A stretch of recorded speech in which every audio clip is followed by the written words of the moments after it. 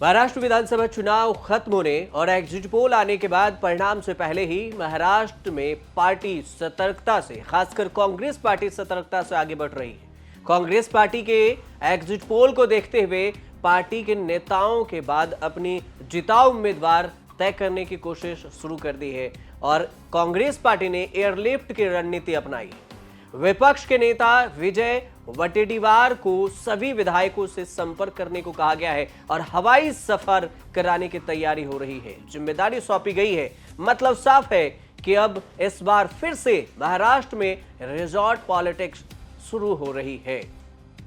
एक तरफ शिवसेना उद्धव ठाकरे के जो सांसद हैं संजय राउत, उन्होंने कहा है कि हमारे विधायकों पर दबाव होगा, इसलिए हम उन्हें होटल में रखेंगे। उन्होंने ये भी कहा कि हम बहुमत लाएंगे और महाराष्ट्र बड़ा राज्य है, विधायक मुंबई आएंगे लेकिन उनके रहने की कोई जगह नहीं है, उन पर महायुति का दबाव भी होगा। संजय राउत का बयान सुनिए। एक बात यह है कि कल सुबह से नतीजे आएंगे। हमें पूरा विश्वास है कि हमें बहुमत प्राप्त होने जा रहा है। 160, 165 तक हम विधायक हमारे चुनकर आएंगे। महाराष्ट्र बहुत बड़ा राज्य है, दूर दरार से लोग चुनकर आएंगे। मुंबई में आने के बाद उनके लिए रहने के लिए जगह नहीं है, कहाँ रहेंगे वो, भागम भाग होगी, उनके ऊपर प्रेशर रहेगा ये लोगों का, खोखे वालों का। तो सबकी रहने की व्यवस्था एक होटल में एक जगह पर करने की योजना हम बना रहे हैं। संजय राउत को भरोसा है कि महाविकास अघाड़ी यानी कि एमवीए 160 सीटें लाकर सत्ता में वापसी कर सकती है, जबकि तमाम एग्जिट पोल यही कह रहे हैं, उनके आंकड़े उलट बता रहे हैं कि महायुति की सरकार बन रही है। हाँ, एग्जिट पोल ने इतना जरूर दावा किया कि 50 से 60 सीटों पर पेच फंस रहा है। इसका मतलब है कि 50 से 60 सीटें जिसकी झोली में जाएगी, जिसकी झोली भरेगी, वही सत्ता पर बैठेगा। इससे पहले कांग्रेस के प्रदेश अध्यक्ष नाना पटोले ने कहा था कि राज्य में कांग्रेस के नेतृत्व में एमवीए की सरकार बनने जा रही है। महाराष्ट्र की 288 सीटों के लिए 20 नवंबर को वोटिंग हुई। महाराष्ट्र में इस बार 65.02% वोटिंग हुई।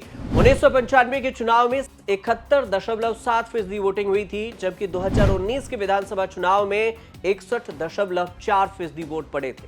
2019 के विधानसभा चुनाव में बीजेपी को 105 सीटें, शिवसेना को 56 सीटें, एनसीपी को 54 और कांग्रेस को 44 सीटें मिली थी। हालांकि चुनाव के बाद समीकरण बदल गया था। शिवसेना एनडीए से अलग हो गई थी और उसने एनसीपी कांग्रेस के साथ मिलकर सरकार बना ली थी। शिवसेना के उद्धव ठाकरे मुख्यमंत्री बने थे। जून 2022 में शिवसेना में आंतरिक कलह हो गई और इसी के बाद एकनाथ शिंदे ने पार्टी के 40 विधायकों को तोड़ दिया।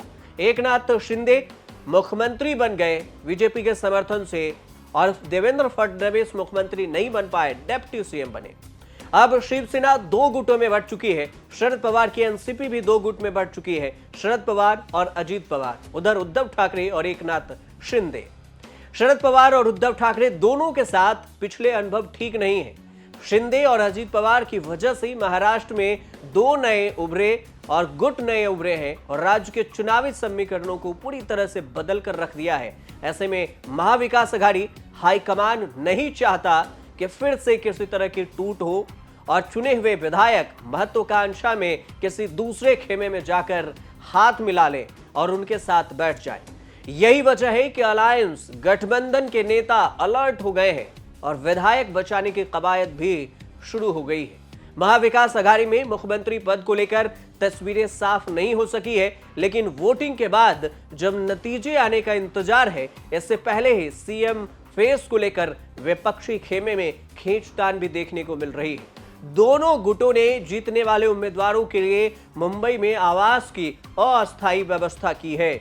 इस दौरान उद्धव ठाकरे और शरद पवार ने अपने नेताओं से कहा है कि जो चुनाव जीत कर आए वो महायुति के बहकावे में ना आए। उम्मीदवारों से यह भी कहा है कि वे महायुति नेता के किसी भी प्रलोभन या दबाव के रणनीति का शिकार न हो और इससे बचकर रहें।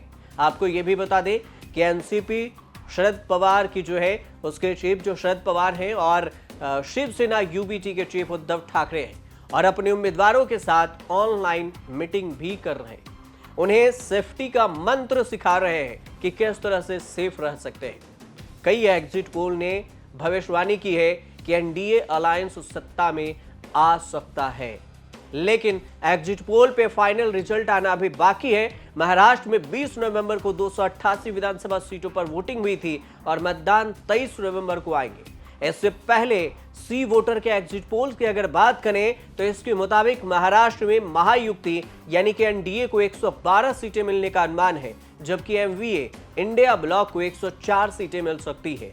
वहीं पर अन्य के खाते में 11 सीटें जाती हुई दिख रही है और सबसे दिलचस्प बात कि इन सभी सीटों में 61 सीटों पर कांटों की टक्कर है। मतलब इन सीटों के बारे में कुछ भी कहना मुश्किल है और यही सीटें पेच फंसा रही है कि जिसके तरफ इस सीटों से बहुमत भारी पड़ेगा वही सत्ता पर भी भारी पड़ेगा और सत्ता की चाबी उन्हीं के हाथों में होगी। देखना दिलचस्प ये होगा कि ये इन 61 सीटों में से कौन कितनी सीटें लेकर सत्ता पर बैठता है।